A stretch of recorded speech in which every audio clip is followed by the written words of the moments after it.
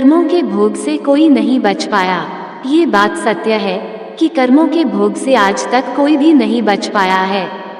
आपका कर्म दिखने में तो बुरा हो सकता है, परंतु अगर आपका उद्देश्य और आपकी नियत सच्ची है तो फल भी आपको सच्चा और अच्छा ही मिलेगा।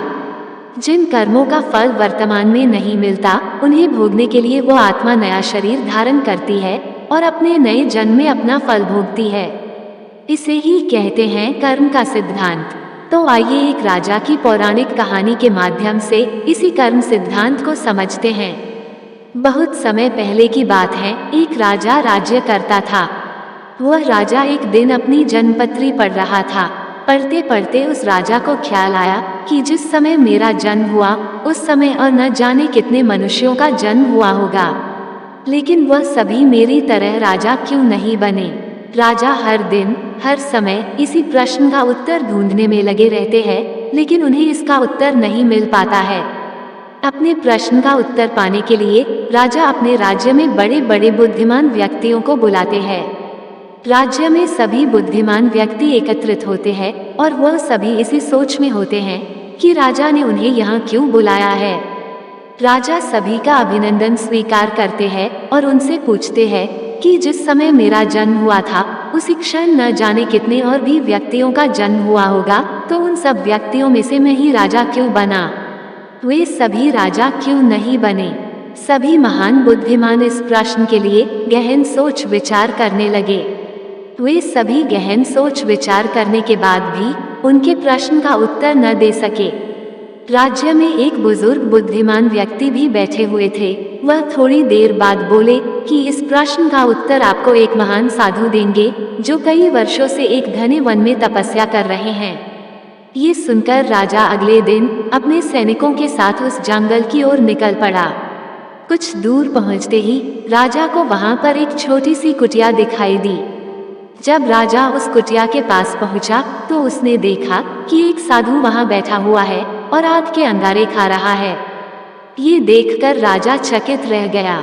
राजा ने हिम्मत करके उनसे कहा कि हे साधु, मैं आपको प्रणाम करता हूँ। मैं आपसे एक प्रश्न पूछना चाहता हूँ कि मेरे जन्म वाले दिन ना जाने कितने और मनुष्यों का जन्म हुआ होगा, परंतु उन सभी में से मैं ही क्यों राजा बना। साधु ये प्रश्न सुनकर बोले कि हे राजन, मैं तुम्हारे इस प्रश्न का उत्तर नहीं दे सकता। थोड़ा आगे चलकर तुम्हें एक और साधु मिलेंगे, वही तुम्हें इसका उत्तर दे सकते हैं। ये सुनकर राजा दूसरे साधु की तलाश में आगे निकल पड़ा। थोड़ा आगे चलते ही राजा को दूसरा साधु दिखाई देता है और वह साधु मिट्टी खा रहा होता है। ये देखकर राजा हैरान रह जाता है। फिर उस वक्त राजा हिम्मत करके अपना प्रश्न साधु से पूछता है। फिर साधु क्रोधित होकर बोलता है कि तुम जल्दी यहाँ से चले जाओ, मेरे पास तुम्हारे इस प्रश्न का उत्तर नहीं है।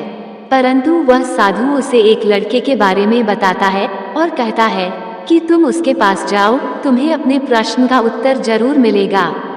तो राजा उस लड़के की तलाश में आगे बढ़ने लगता है। ढूंढते ढूंढते वह राजा एक गांव में जा पहुंचा।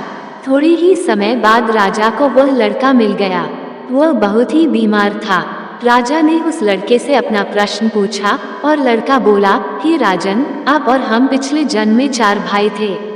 एक बार हम चारों भाई किसी जंगल में भटक गए थे और हमें वहां कई दिन हो गए थे।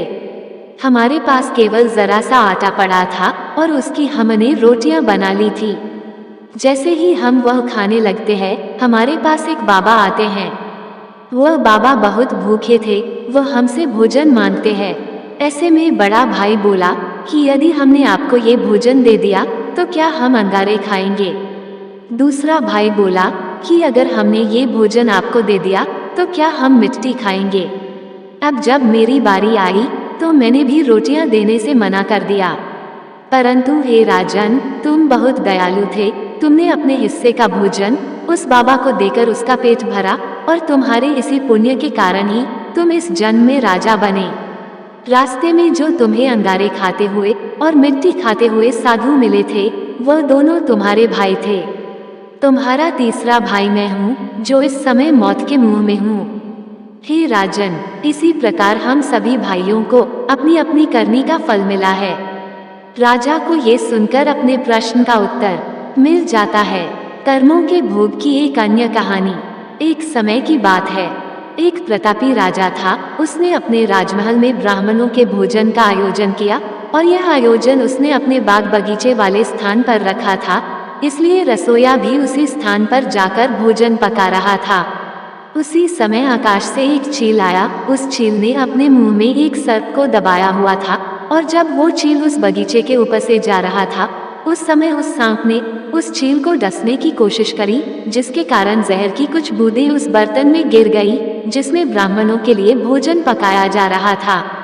लेकिन उस रसोइये को इस बात का पता नहीं चला। उसे जरा भी आभास नहीं हुआ कि जहर की बूंदें इस बर्तन में गिर गई हैं। फलस्वरूप वो सारा भोजन जहरीला हो गया और सभी ब्राह्मणों ने उस भोजन को खा लिया। जहरीला भोजन करने के कारण सभी ब्राह्मणों की मृत्यु हो गई। एक साथ इतने ब्राह्मणों की मृत्यु हो जाना कोई अच्छी बात नहीं थी और ये तो घोर पाप हुआ।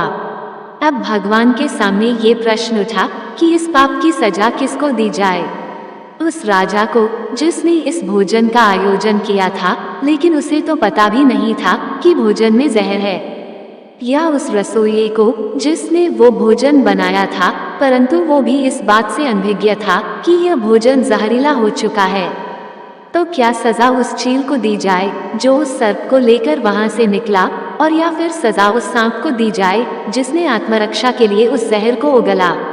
तो ये बड़े असमंजस की स्थिति बन गई कि आखिर इतने बड़े घोर पाप की सजा किसको दी जाए। धीरे धीरे इस कर्म की सजा के लिए काफी दिन बीत गए। फिर एक दिन कुछ ब्राह्मण उस नगर में आए और उन्होंने एक महिला से राजमहल का पता पूछा। उस महिला ने राजमहल का पता बता दिया, लेकिन पता बताने के बाद उस महिला ने उन ब्राह्मणों से कहा कि आप राजमहल जा तो रहे हैं, लेकिन थोड़ा संभल कर जाइएगा, क्योंकि ये जो राजा है ये ब्राह्मणों को भोजन में जहर मिलाकर दे देता है। उस महिला के इतना कहते ही भगवान ने कहा कि इस कर्म के फल का अधिकारी मुझे मिल गया है। तो सभी ने भगवान से पूछा कि वो कौन है। तो भगवान ने कहा कि इस महिला को इस कर्म की सजा दे दी जाए। तब सभी आश्चर्यचकित हो गए और वो बोले कि वो महिला तो उस समय वहां मौजूद भी नहीं थी, ना उसने जहर मिलाया, ना उसने भोजन पकाया और ना ही उसने उन ब्राह्मणों को भोजन कराया, फिर इसकी सजा उसे क्यों दे रहे हैं। तब भगवान ने कहा कि किसी भी कर्म का आनंद जो सबसे ज्यादा लेता है उसी को उसका फल भुगतना पड़ता है। इस पूरे कर्म में ना रसोइये को आनंद की अनुभूति हुई, ना राजा को आनंद की अनुभूति हुई, ना सर्प को हुई और ना ही उस चील को हुई। लेकिन इस घटना से सबसे ज्यादा आनंद और सबसे ज्यादा रस इस महिला को ही मिला है, इसलिए इस कर्म की सजा इसे भी भुगतनी पड़ेगी। कर्म के फल की व्याख्या इतनी आसान नहीं है। शब्द ही हमारे कर्म हैं। हम जो काम करते हैं वो तो हमारे कर्म होते ही हैं, लेकिन हमारी किसी के प्रति जो भावनाएं है वही हमारे कर्म है। हमारे विचार ही हमारे कर्म हैं। अगर आपने अपने विचारों पर नियंत्रण करना सीख लिया तब आप एक महान इंसान बन जाते हैं। जब आप अच्छा सोचते हैं तो आपके साथ अच्छा होता ही है और वो होता ही रहेगा। इसलिए दोस्तों, किसी के भी बुरे कर्मों की आलोचना नहीं करनी चाहिए। गरुड़ पुराण के अनुसार मनुष्य अपने कर्मों के अनुसार या तो स्वर्ग में जाता है या फिर नरक में। नरक के बारे में गरुड़ पुराण में लिखा है कि नरक 36 प्रकार के होते हैं, जिनके अंदर पापी मनुष्य की आत्मा को तरह तरह की यातनाएं मिलती हैं। इन 36 प्रकार के नरकों में से 10 मुख्य नरकों के बारे में गरुड़ पुराण में लिखा है। तो दोस्तों, इन कहानियों से हमें यही पता चलता है कि हम जो भी कर्म करते हैं, चाहे वो सही हो या गलत, हमें उनका फल एक दिन भोगना ही पड़ता है। जिंदगी अगर हंसाए तो समझ लीजिए कि अच्छे कर्मों का फल मिल रहा है, और अगर जिंदगी रुलाए तो समझ लीजिए ये भी आपके कोई बुरे कर्मों का फल मिल रहा है। कर्म तो हम सभी करते हैं। अच्छे कर्म करेंगे तो अच्छा फल मिलेगा, और अगर अच्छे कर्म नहीं करेंगे तो बुरा फल ही मिलेगा। ये जो कर्म हम करते हैं, अच्छे या बुरे, ये हमें कभी छोड़ते नहीं हैं। हमें इनका फल आज नहीं तो कल जरूर मिलना होता है।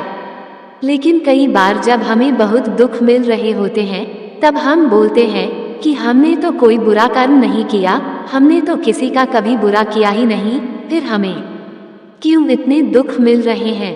लेकिन दोस्तों, हमने कर्म किए जरूर होते हैं। अगर इस जन्म में नहीं किए तो पिछले जन्म में किए होंगे, और पुराने जन्म का तो हमें याद नहीं होता ना, क्योंकि हम इंसानों से तो चालाकियां कर सकते हैं, लेकिन उस भगवान से नहीं। कर्मों का सिद्धांत बड़ा ही सरल है, जैसा आप किसी को दोगे वैसा ही आपको वापस मिलेगा। दोस्तों, आपको ये कहानी कैसी लगी, कृपया कमेंट करके जरूर बताएं। वीडियो पसंद आया हो तो लाइक करें, और ऐसी ही और भी बहुत सारी कहानियों को सुनने के लिए चैनल को सब्सक्राइब जरूर करें। धन्यवाद।